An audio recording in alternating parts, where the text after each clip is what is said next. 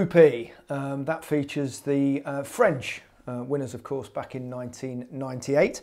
And alongside them, we've got Switzerland, Ecuador and Honduras. So the French have been given, you would think, a really good draw. And if you consider the fact that in the playoffs, of course, they lost the first leg 2-0, and then they came back and won the second leg 3-0, 3-2 on aggregate. The first goal of which was very dubious, looked offside, but managed to wriggle through. And it's funny, isn't it, when things like that happen, who knows? And the French have now been dealt a good hand, and they've got a real chance of certainly getting through to the knockout stages. They always have great players, of course, and if you can afford to leave players out like Nasri, then you must be in pretty good shape. So it'll be interesting. It's just whether they can deliver enough goals. Obviously, they've got Ribery, who's very creative on one side. They've got players like Kabay in there. But up front, of course, they've got Benzema. Now, I look at Benzema sometimes, and he's clearly a lovely, gifted footballer, and he can score brilliant goals. But for a centre-forward, I'd just love to see him get in the box a little bit more. He doesn't seem to break his neck to get in there.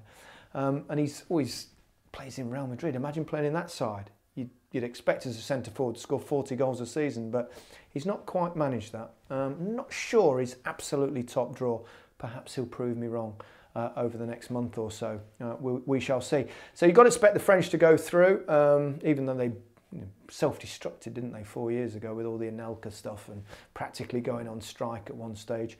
It was a bit of a farce, but I'm sure they'll get themselves together this time. Didier Deschamps, the coach there, command respect, of course, for all the success he had as a player. So it's a question really of who goes through with them. Well, can't fancy Honduras too much.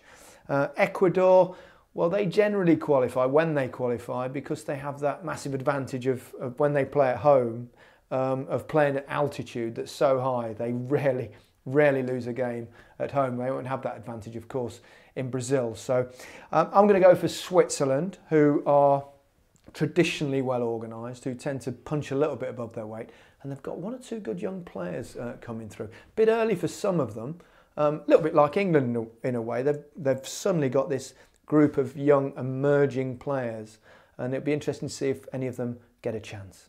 But it's Switzerland in second and France to win the group for me.